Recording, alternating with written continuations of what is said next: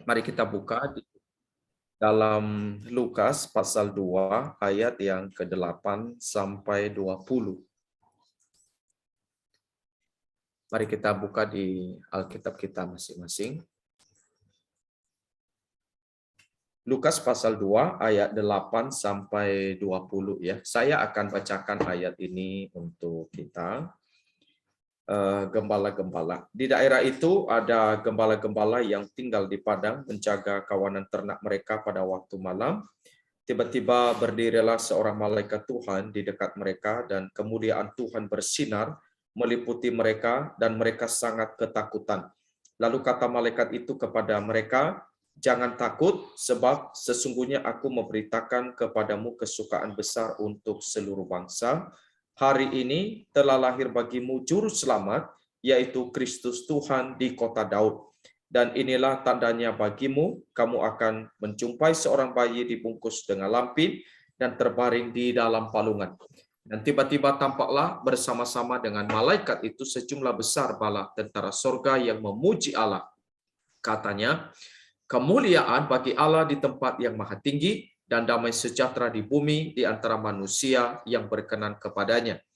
Setelah malaikat-malaikat itu meninggalkan mereka dan kembali ke sorga, gembala-gembala itu berkata seorang kepada yang lain, "Marilah kita pergi ke Betlehem untuk melihat apa yang terjadi di sana, seperti yang diberitahukan Tuhan kepada kita." Lalu mereka cepat-cepat berangkat dan menjumpai Maria dan Yusuf dan bayi itu yang sedang berbaring di dalam palungan.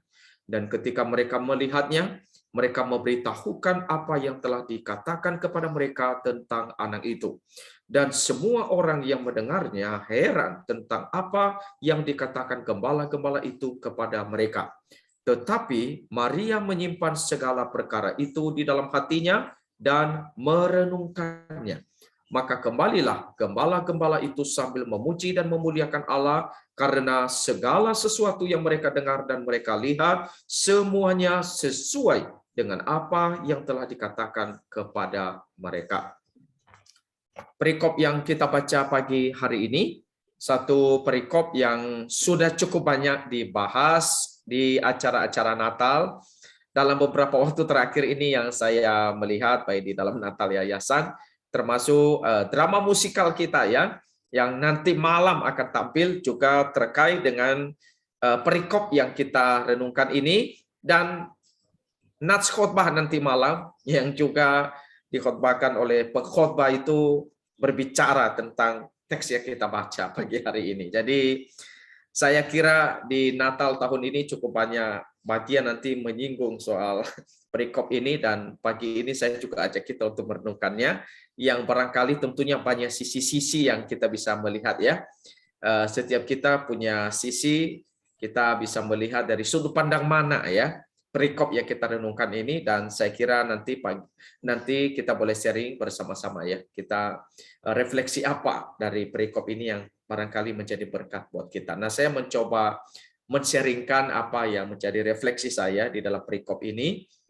Nah, saya melihat ini satu peristiwa Natal yang memang sangat luar biasa ya, karena di dalam perikop ini kehadiran juru selamat kita Tuhan Yesus itu sebuah kehadiran yang sebenarnya di dalam sebuah peristiwa yang cukup biasa saja. Bahkan begitu sederhananya, bahkan kalau boleh dikatakan sebenarnya jauh daripada apa yang dipikirkan oleh dunia ini.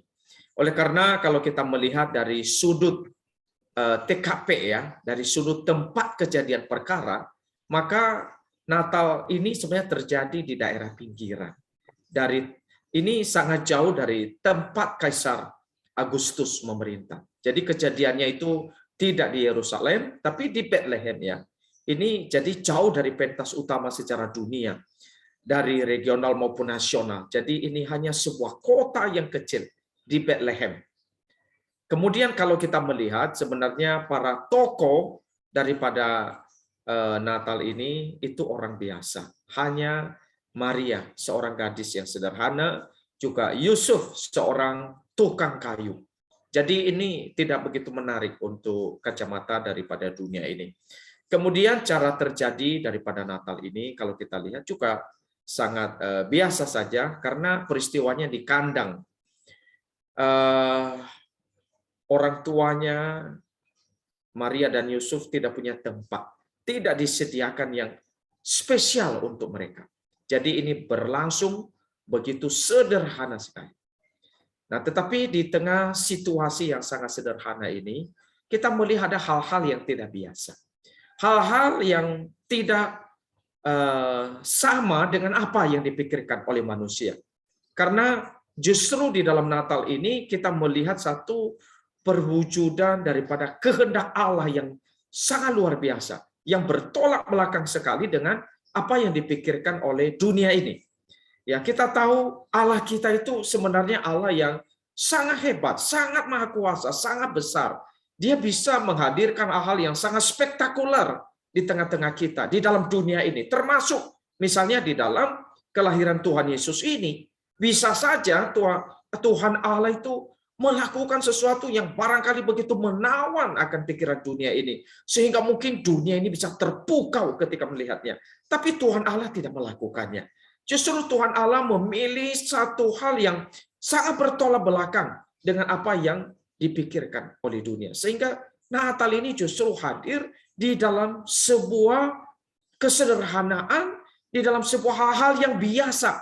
Tetapi justru bagaimana Allah memimpin pikiran manusia. Di dalam hal-hal yang biasa, bagaimana manusia melihat Allah bekerja. Bagaimana di dalam hal-hal yang tidak biasa, yang bertolak belakang dengan pikiran dunia, manusia mesti melihat ada sesuatu yang sedang Tuhan kerjakan. Dan itu Natal yang kita rayakan. Termasuk yang kita rayakan nanti malam, esok, bahkan yang dirayakan oleh seluruh umat manusia, khususnya orang Kristen di dunia ini. Jadi Natal itu hadir di dalam peristiwa yang biasa, di dalam sebuah peristiwa yang sederhana, di mana Tuhan sendiri justru bekerja tidak sama dengan pola pikir dunia ini.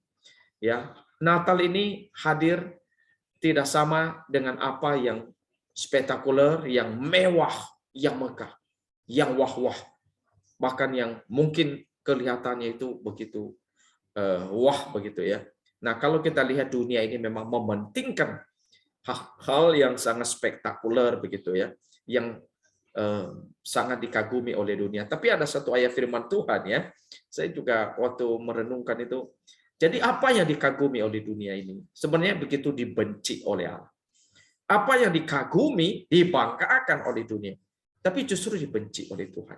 Nah, itu kita lihat di hari Natal ini justru hadir sesuatu yang sangat-sangat sederhana. Sehingga waktu kita merenungkan Natal ini, sebenarnya kita mencoba mengarahkan pikiran kita dan hati kita justru itu adalah kepada juru selamat yang lahir itu. Seperti di dalam ayat yang ke-10 ya, sama ayat yang ke-11 di sana dikatakan, kata malaikat itu kepada mereka, kepada para gembala ya, dia berkata, jangan takut, sebab sesungguhnya aku memberitakan kepadamu kesukaan besar untuk seluruh bangsa.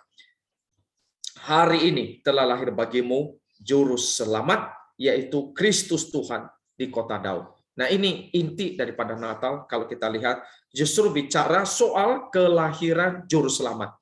Bicara soal Kristus, anak Allah yang diutus ke dalam dunia ini. Nah, kalau kita melihat bahwa Allah itu tidak mengirimkan seorang guru, karena kebutuhan kita yang terutama itu bukan pendidikan. Dan juga Allah tidak mengirimkan ilmuwan, karena kebutuhan kita yang terutama bukan teknologi. Juga Allah tidak mengirimkan ahli ekonomi, karena kebutuhan kita yang terutama itu bukan uang. Tapi Allah mengutus juru selamat, karena kebutuhan manusia yang terutama itu adalah terkait dengan pengampunan dan pembebasan dari dosa. Kita tahu bahwa pergumulan terbesar umat manusia itu bukan resesi. Ya, pergumulan terbesar kita juga bukan soal kesehatan. Pergumulan terbesar kita tentunya bukan soal perang dan juga bukan soal hari depan, tetapi pergumulan terbesar kita, kebutuhan terbesar kita terkait dengan pengampunan dari Tuhan, terkait dengan cinta kasih, terkait dengan relasi, terkait dengan kehidupan yang dipulihkan di dalam Kristus, terkait dengan penerimaan Allah dalam hidup ini. Dan kita melihat Yesus Kristus yang lahir di kandang yang hina, dia lahir untuk hal ini. Yesus adalah pemberian terbesar Allah bagi dunia ini. Meskipun mungkin memang kita banyak dapat menerima, ada pemberian dari Allah dari hidup kita, banyak berkat kita terima. Ya, baik berkat jasmani, berkat materi, berkat kekayaan, berkat jabatan, berkat popularitas. Tetapi kita meyakini itu bukan pemberian terbesar Allah bagi kita. Pemberian terbesar Allah bagi kita itu adalah Tuhan Yesus Kristus yang lahir ke dalam dunia ini. Karena Yesus adalah juga pemberian terbesar bagi kita, maka saya juga sangat meyakini bahwa penyelesaian terhadap masalah terbesar kita terkait di dalam Yesus sebagai hadiah terbesar Allah bagi kita. Maka kebutuhan kita, ya, baik soal pengampunan, baik soal kasih, soal damai sejahtera, soal sukacita, soal kepuasan hidup, soal relasi yang dipulihkan, soal hidup, ini terkait erat dengan Tuhan Yesus yang telah dianugerahkan Allah bagi dunia.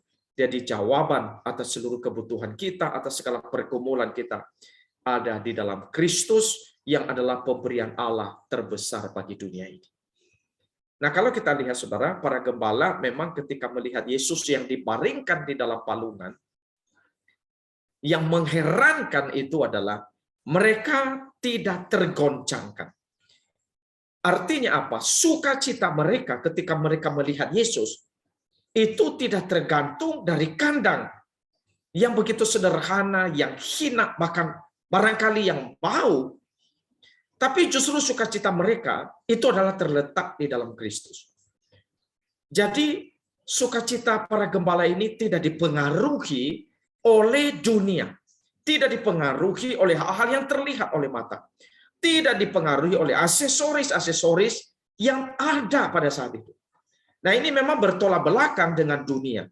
Karena memang dunia itu mencoba menghadirkan sukacita, mencoba menghadirkan damai, mencoba menghadirkan hal-hal yang barangkali menyenangkan, kepuasan hidup itu dari apa yang kita peroleh dari dunia ini.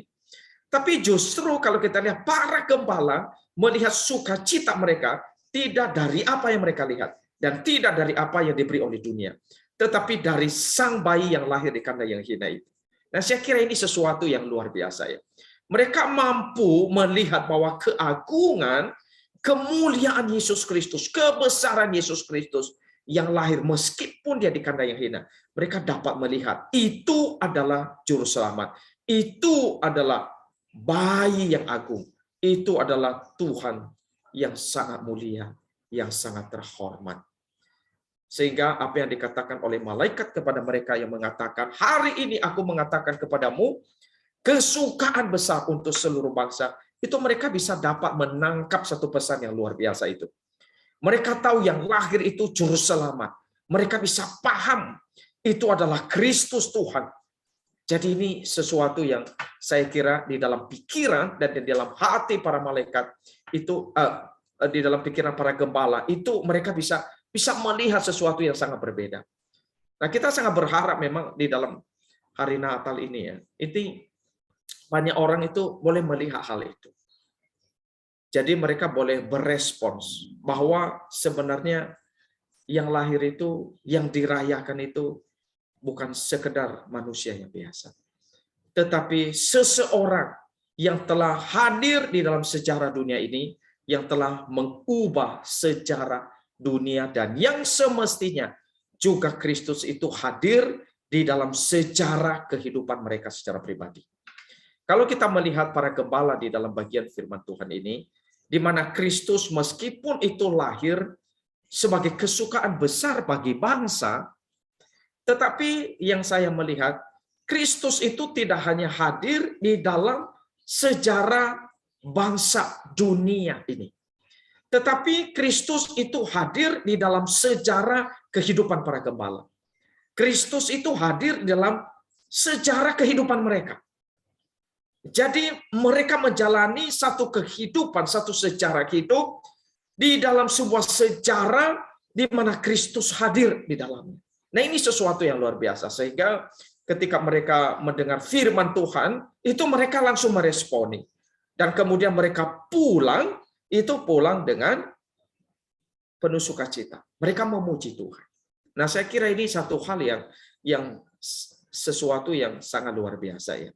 Saya kira keistimewaan daripada Natal kali ini, kalau kita juga merayakan, itu adalah bagaimana Yesus yang lahir ini, yang kita rayakan ini juga hadir di dalam sejarah kehidupan kita. Bahkan bukan hanya di dalam sejarah kehidupan kita. Bagaimana Kristus yang juga kita rayakan ini hadir di dalam sejarah perjalanan keluarga kita. Hadir di dalam sejarah gereja, perjalanan gereja kita. Hadir di dalam sejarah pelayanan kita. Hadir di dalam hidup kita.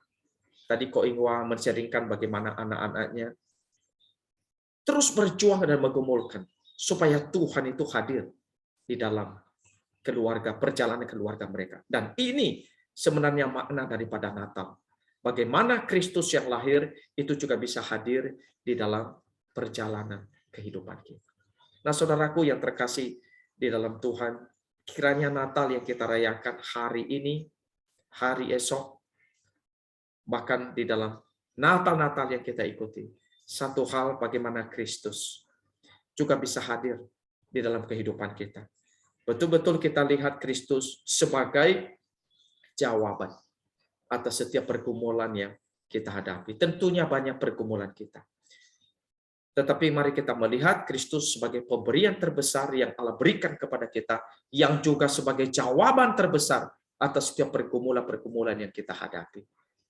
Nah, kiranya di Natal ini membuat sukacita kita, damai sejahtera dalam hati kita, membuat semangat kita, dan membuat pengharapan kita, dan akan membuat kehidupan kita boleh mengalami perubahan, mengalami hal-hal yang besar, sehingga Natal Kristus pemberian terbesar ini betul-betul juga membawa dampak yang besar di dalam kehidupan kita. Saya merindukan kita di Natal ini penuh dengan sukacita, penuh dengan damai sejahtera, penuh dengan pengharapan, penuh dengan sesuatu yang membuat kita menjalani satu kehidupan yang berbeda, seperti para malaikat, para gembala maksudnya, mereka memuji, memuliakan Allah karena segala yang mereka dengar dan mereka lihat itu betul-betul mereka menyaksikan dan merasakannya. Tuhan Yesus memberkati kita merayakan Natal nanti malam dan esok hari.